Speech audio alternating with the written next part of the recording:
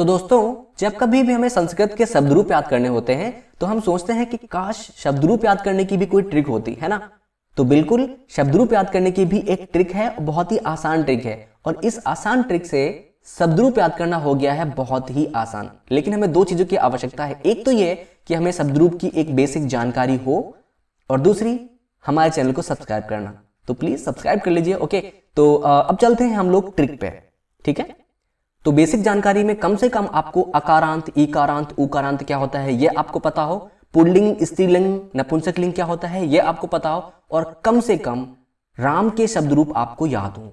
केवल एक चीज, केवल राम के शब्द रूप आपको याद हो, बाकी सबको याद कराने की ट्रिक या जो जिम्मेदारी है वो मेरी हो जाएगी। ओके, तो देखिए कोई भी शब्द रूप हो उसमें बहुत से शब्द ऐसे होते हैं, जैसे यहाँ पे जो ये जो बने हैं रामा, रामो, रामा, रामम, रामाभ्याम, ये सब क्या है? ये शब्द ही तो है ना, विभक्ति और वचन के अनुसार। तो यहाँ पे बहुत सी ऐसी चीजें होती हैं जो कॉमन होती हैं, जो सभी में एक तरह की बनती हैं। उन चीजों को पहले हम देखेंगे, जो मेन ट्रिक है उसको हम बाद में देखेंगे। क्लियर? तो पहले हम देखते हैं कि जो कॉमन चीजें कौन सी होती हैं किसी भी विभक्ति या वचन के अनुसार। क्लियर है? तो थोड़ा सा इसको हम यहाँ पे इसको दिखाने की कोशिश करेंगे आप लोगों को कि कौन कौन चीजें कॉमन होती हैं। तो मैंने इसको छोटा किया है, अगर आपको नहीं दिख रहा है तो प्लीज क्वालिटीज को आप बढ़ा लीजिएगा अपनी, तो आपको क्लियर दिखेगा। देखिए यहाँ पे मैंने राम के और जो लता है अकारांत स्त्रीलिंग का मैंने जो कंपेयर किया है, अंतर किया है, इससे आपको समझ में आएगा कि यार कौन कौन सी चीजें कॉमन होती हैं। ओके, तो यहाँ पे आप देखिए द्विवचन में, तृतीया, चतुर्थी, पंचमी में जो रामाभ्याम, रामाभ्याम, रामाभ्याम, इन तीनों में क्या होता है? राम के पीछे भ्याम लगा हुआ है। ऐसे सभी में होता है, कोई भी शब्द रूप तो सभी में होता है। जैसे कि लता का देख लीजिएगा आप, लताभ्याम, लताभ्याम, लताभ्याम। ओके, अब इसके अलावा नीचे देखेंगे, थोड़ा सा आएंगे आप लोग, क्या लिखा है? रामयोह, रामयोह। तो ये चीजें भी लगभग लगभग कॉमन होती हैं, लगभग। जैसे यहां पे देखिए लता है तो लतयोह बन गया, लता है तो लतयोह बन गया, तो लास्ट में यो लग जाता है, यो और विसर्ग लग जाता है। क्लियर? इसके अलावा कभी कभी आपको वो भी दिखेगा, है ना, वो लिखेगा, यो की जगह पे वो बन जाएगा आपका। क्लियर है? जैसे यहां पे आपका ऐसे बन जाएगा वो, जैसे कि गुरुवो में है, गुरु में गुरुवोह, ठीक है ना, गुरुवोह बन जाता। कभी कभी इसे आत्मन है, ठीक है, आत्मा है तो आत्मनो, ठीक है, यानी कि ओ की जो मात्रा है उसके पीछे विसर्ग लगा होगा। ये इसकी खासियत है षष्ठी और सप्तमी द्विवचन की। ठीक है, ये चीजें आपको सभी में देखने को मिलेंगी। क्लियर? अच्छा, इसके अलावा आप देखें कि दो शब्द और कॉमन होते हैं बहुवचन के चतुर्थी और पंचमी में, जैसे कि रामेभ्यः, रामेभ्यः। ठीक है, ये चीजें सभी में होती हैं। कुछ भी आप ले लीजिए, आपको इसे लता है तो लताभ्यः, लताभ्यः, सभी में भ्यः ही मिलेगा। क्लियर? ये चीजें कॉमन हो गई। अच्छा, उसके अलावा थोड़ा सा और नीचे आते हैं, उसके नीचे आपको जैसे रामाणाम दिखा हुआ है, रामाणाम, तो ये शब्द सभी में कॉमन है। कैसे कॉमन है? जैसे कि लिखा हुआ है रामाणाम, तो यहां पे ड़ है, ठीक है ना, ड़ है, ड़ हट के कभी कभी क्या हो जाता है? ना बन जाता है। ठीक है, इसका अंतर आपको देखने को मिलेगा। जैसे कि लता में आप आएंगे तो देखेंगे क्या मिलेगा आपको? लता नाम। अब ये लता नाम नहीं हो सकता। आप लोग को इतना तो कॉमन सेंस है ना सबको कि हाँ संस्कृत में कौन से शब्द बन सकते हैं, कौन से नहीं बन सकते। लता नाम नहीं होगा, लता नाम हो सकता है ना। तो ये चीजें भी आपको क्लियर है। तो जब भी नाम या नाम इस तरह से लगा हो तो आप समझ लीजिए कि ये षष्ठी बहुवचन का शब्द है। ओके, चलिए इसके नीचे का शब्द देखते हैं। इसके नीचे जो शब्द है हमारा रामेशु, ठीक है, इसको आप ध्यान देंगे, रामेशु। यहां पे रामेशु और यहां पे लताशु बना। क्यों बना? देखिए यहां पे या तो ये वाला शाह होगा या फिर ये वाला शाह होगा, और इसमें ऊ की मात्रा लगी होगी, छोटा ऊ की मात्रा, शु, शु या शु, है ना। तो ये श जो है, केवल यही दो शाह होंगे। जब लास्ट में स लगा हो और इसके पीछे मात्रा लगी हो तो आप समझ जाएंगे कि क्या है? सप्तमी बहुवचन का ये शब्द है। कभी भी आपको पहचानने को मिलेगा या फिर लिखने को भी आ जाए कि कौन सा है ऑप्शन में, तो आप बहुत ही आसानी से समझ जाएंगे। क्लियर? तो इस येलो पोर्शन में जो हमारा एक शब्द बचता है वो यहाँ पे देखिए, तृतीय बहुवचन में यहाँ पे रामय है और यहाँ पे आपका क्या है? जैसे लता के लिए लता भी हो गया। तो यहाँ पे डिफरेंट क्या है? देखिए केवल राम के केस में क्या होता है? यहाँ पे रामय बनता है, केवल राम के केस में रामय बनता है, और इसके अलावा जितने भी शब्द रूप हैं वहां पे आपका यहाँ पे भी लगता है। सभी में, अधिकांश में आपका भी लगेगा। जैसे कि आप यूपी टेट की तैयारी कर रहे हैं तो उसमें जितने भी शब्द हैं, है ना, राम को छोड़ के जितने भी शब्द बनेंगे उन सभी में भी ही लगेगा। राम यानी कि मैं अकारांत की बात कर रहा हूं, यहां पे केवल राम की नहीं, अकारांत शब्दों की बात कर रहा हूं। तो उनमें आपका रामह हो जाएगा। उसके अलावा आपका चाहे अकारांत, इकारांत, उकारांत कोई भी हो, स्त्रीलिंग, पुल्लिंग, नपुंसकलिंग कुछ भी हो, सभी में आपका भी ही लगेगा। केवल राम के केस में ऐसा है। क्लियर? तो यहां पे जो येलो सेक्शन है इसको हमने कंप्लीट कर लिया है। तो हमारी जो मेन ट्रिक है वो है एक वचन को लेके, क्योंकि एक वचन में जो शब्द बनते हैं वो बिल्कुल डिफरेंट बनते हैं, है ना। जैसे पुल्लिंग इकारांत है तो कुछ और शब्द बन रहे हैं, स्त्रीलिंग इकारांत है तो कुछ और शब्द बन रहे हैं, और स्त्रीलिंग हलंत है तो कुछ और स्त्रीलिंग ऋकारांत है तो कुछ और। जैसे पितृ है, मैं यहाँ पे थोड़ा सा आपको करके दिखाता हूं कि इस ट्रिक का कमाल क्या है। जैसे पितृ शब्द आपके पास है और हमसे पूछ लिया कि पितृ का द्वितीय स्त्रीलिंग बताइए या पितृ का द्वितीय पुल्लिंग बताइए, तो क्या लगाना है, हमें इस पितृ शब्द के पीछे केवल तरम जोड़ देना है। तरम को जोड़ देंगे आपका बन जाएगा, या फिर पहचानने को आया तो भी पहचान लेंगे। लेकिन आप याद कैसे करेंगे इसको? बहुत ही आसान तरीके से याद करेंगे, ऊपर से नीचे की तरफ। ता तरम त्रा त्रे तुह तुह तरी, ता तरम त्रा त्रे तुह तुह तरी। बस आप इतना याद कर ले, पितृ का जो एक वचन है पूरा क्लियर हो गया। ऐसे ही सभी को हम याद करेंगे। क्लियर? तो यहां से हम याद करते हैं, देखिए द्वितीय का, इसमें द्वितीय का कोई भी शब्द हो, पुल्लिंग, स्त्रीलिंग, कुछ भी हो, सभी में लास्ट में क्या लगेगा? म म म। केवल ऋकारांत का अलग है तो मैंने उसको अलग बता दिया है। जैसे पति या सखी है ईकारांत में, पुल्लिंग ईकारांत में, तो क्या लग जाएगा? यहां भी म लगेगा। लेकिन हलंत में क्या होता है, याद रखिएगा, हलंत में यहां पे आपका कोई भी नहीं मैंने लिखा है, क्योंकि इसका बिल्कुल डिफरेंट बनता है। तो जो डिफरेंट है वो मैंने बता दिया, लेकिन सभी में बाकी में म लगता है और ऋकारांत में तरम लगता है। क्लियर? इसके अलावा बाकी जो नीचे लिखे हुए हैं इसको भी हम वैसे याद करेंगे। कैसे याद करेंगे? ना ये एह एह ओ, कैसे पढ़ेंगे? ना ये एह एह ओ, ना वे ओह ओह ओ। इसके लिए देखिए, स्त्रीलिंग अकारांत इकारांत ईकारांत के लिए तीनों का सेम है। क्या होगा? या यही यह याम। यहां पे देखिए, वाह वही वाह वाह वाम, आ ए अह ई। बस ऐसे याद करना है हमें। नहीं याद रहा है? बड़ा दिक्कत वाले कंफ्यूजन लग रही है कि कैसे इसको यूज करेंगे, कैसे याद करेंगे? आप बस मुझे फॉलो करिए, देखिए कि कैसे मैं कर रहा हूं, बिल्कुल क्लियर हो जाएगा। आपको ज्यादा समझाने के लिए मुझे आगे लेके चलना पड़ेगा। तो अब देखेंगे, अब यहां पे आपको देखेगा कि कैसे मैं यहां पे लिखता हूं, कैसे मैं इसको अपना अप्लाई करता हूं। ठीक है? जैसे कि पुल्लिंग इकारांत है ना, पुल्लिंग इकारांत। जैसे मुनि शब्द जो है इकारांत है, मुनि जो होता है पुल्लिंग होता है। क्लियर? ठीक है?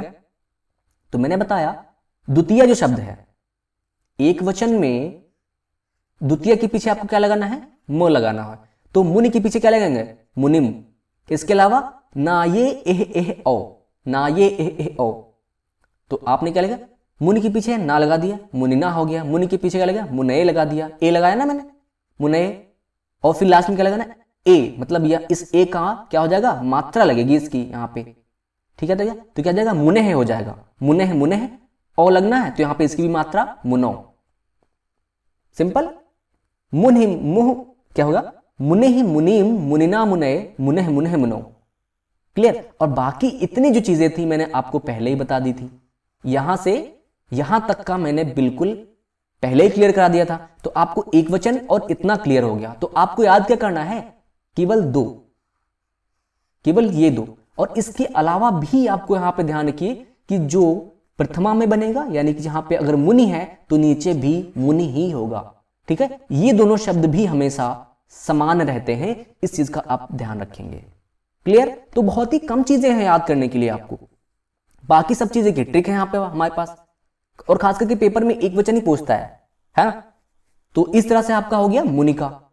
इसके अलावा आप साधु का भी देख लीजिए, सभी में वैसी चीजें अप्लाई होंगी। तो पुल्लिंग उकारांत है, पुल्लिंग उकारांत है, तो मैंने बताया था कि द्वितीय में क्या लगना है? म लगना है। इसके अलावा नावे ओह ओह औ, नावे ओह ओह औ, तो यहां पे साधु के पीछे क्या है? साधुम लगा, साधुना हो गया, ना लगा वे। साध के पीछे, साधु के पीछे साधवे हो गया। ओ लगना था, साधो हो गया, साधो साधो और साधो। क्लियर? तो क्या हो जाएगा, साधु साधुन साधुना साधवे, साधो साधो साधो। अब ऐसे अगर याद करने लगे एक एक चीज को तो कैसे याद होगा, नहीं ना। तो बस आप इतना याद रखो, ना वे ओह ओह ओ, ना ये ए ओ, है ना। आप कोई भी शब्द उठा के, मैंने बताया था कि यहाँ पे देखिए साधु के पीछे भी लगेगा, फिर साधुभ्या साधुभ्या, साधुभ्याम साधुभ्याम साधुभ्याम, और यहाँ पे मैंने बताया था कि या तो यो लगेगा या तो वो लगेगा। तो यहाँ पे देखिए षष्ठी और सप्तमी में साध्वो साध्वो साधवो साध्वो, यहाँ पे या तो ना लगेगा या तो ड़ लगेगा। तो साधु नाम हो सकता है या फिर साधु नाम होगा। तो आप देख लीजिए, थोड़ा सा तो आप माइंड लगाएंगे ना कि साधु नाम होगा कि साधु नाम होगा, बस दो ही हो सकते हैं। अब यहां पे मैंने बताया था कि साधुसु, तो लास्ट में शु होगा, या तो ये वाला सु बन सकता था या तो ये वाला शा बन सकता था, तो साधुसु हो गया। तो ये चीज भी हो गई। तो ये चीजें तो मैंने पहले क्लियर करा दी, इतनी सभी में ये कॉमन नहीं है यार, लगभग थोड़ा सा ध्यान रखें, आप अपनी बुक उठाएं, देखिए कि क्या क्या कॉमन है, क्या क्या सेम चीजें मिल रही हैं आपको। क्लियर? ऐसा ही सब कुछ है, सभी में आप देखेंगे। जैसे कि अगर स्त्रीलिंग अकारांत इकारांत इन तीनों का एक जैसा बनता है, अकारांत इकारांत और इकारांत इन तीनों का एक जैसा बनेगा। तो यहाँ पे क्या बनेगा, द्वितीय में म लगना है तो लता का लताम हो जाएगा, मैंने अभी बताया था। उसके अलावा या यह याम, या यह याम, तो लतयाह हो गया, लतय हो गया, लतायाह लतायाह लतायाम। क्लियर? यहाँ पे लतय लतयो हाई है, बाकी सब चीजें कॉमन है। आगे भी देख लीजिए आप लोग, आगे भी देख लेंगे क्या हो गया, ठीक है ना। आगे भी आप लोग देखिए, स्त्रीलिंग में जैसे अकारांत के मैंने बता दिया, इकारांत में भी वही चीज है। आप देख लीजिए, अकारांत और इकारांत का एक जैसा बनता है, या यह याम, बताया ना मैंने, बिल्कुल सेम चीज है। आगे बढ़ेंगे, स्त्रीलिंग उकारांत में आके देखिए आप लोग, स्त्रीलिंग उकारांत में वाह वही वाह वाह वाम, वहां क्या था पिछले वाले में, इकारांत में था या यह याम, और उकारांत में वाह वही वाह वाह वाम। तो आप लगा के देखिए इसमें, तो वधु का वधूम हो गया द्वितीय के अनुसार, फिर वाह लगाना था वध्वा वध्वय वध्वाह वध्वाह वध्वाम। क्लियर है? बन गया। बाकी सब चीजें इतनी कॉमन है, केवल हमें दो चीजें याद रखनी थी, इतनी, केवल इतनी चीजें याद रखनी है। तो आप लोग थोड़ा सा ध्यान रखें, इतना याद कर लें, इतना तो भाई आपको याद करना ही पड़ेगा, है ना। और ये दोनों भी सेम है ना, तो इतना ही याद करना पड़ेगा। 4 शब्द जो आपको हैं याद करने होंगे, और राम का याद कर लीजिए, बस आपकी कहानी बन गई। ठीक है? पितृ का आप देख लीजिएगा, बहुत ही आसान है। तो तातरम त्रात्रे तुह तुह तरी, तो इसका तो प्रथमा से बन जाता है, इसका तो प्रथमा से ही बन जाता है, इसका भी ट्रिक है ना। तातरम त्रात्रे तुह तुह तरी, तो आप देखिए, पिता पितरम पित्रा पित्रे पितुह पितुह पितरी। आसान है, कितना आसान है भाई। आप एक एक शब्द याद करेंगे। अब जैसे मात्र है, तो यहाँ पे तीनों लिंग की बात करना, यहाँ पे अगर ये तो पुल्लिंग था, अगर मैं बताऊं मात्र का, मातृ, ठीक है ना, मातृ। अब मात्र क्या बनेगा, बनेगा माता, यहां पे ता लगना था तो ये बन जाएगा माता मातरम मात्रा मात्रे मातुह मातुह मातरी, बनेगा माता मातरम मात्रा मात्रे मातुह मातुह मातरी। और फिर यहां पे बन जाएगा मात्राभ्याम मात्राभ्याम मात्राभ्याम, और फिर बनेगा मात्रो मात्रो मातृसु मातृणाम मातृभ्य मातृभ्या मातृभि मातृभि, बन जाएगा ना। क्लियर? अब ऐसे ही याद करना है आप लोग को, बस एक चीज मैंने जो बताई थी वो आप ध्यान रखेंगे, ठीक है। और इसके अलावा अगर हम बात करें, अकारांत नपुंसक लिंग की हमने बात नहीं करी है अभी तक, अकारांत नपुंसक लिंग की बात नहीं करी है, क्योंकि नकारांत नपुंसक लिंग जैसे फल हो गया, ठीक है, तो फल अकारांत है, तो ये जो बनता है इसमें हमारा राम के अनुसार बन जाता है। पुल्लिंग जो अकारांत पुल्लिंग राम है, फल का और राम का एक तरह से चलता है, केवल पहली 2 लाइनें हमारी डिफरेंट होती हैं। जैसे फल का बनेगा फलम फले फलानी, पहली और दूसरी लाइन जो होती है समान होती है, फलम फले फलानी फलम फले फलानी, और बाकी जो 6 लाइनें नीचे की हैं वो सभी हमारी चलेंगी राम के अकॉर्डिंग। क्लियर है? तो आई होप कि आप लोगों ने सब कुछ समझ लिया होगा, ट्रिक समझ में आ गई होगी।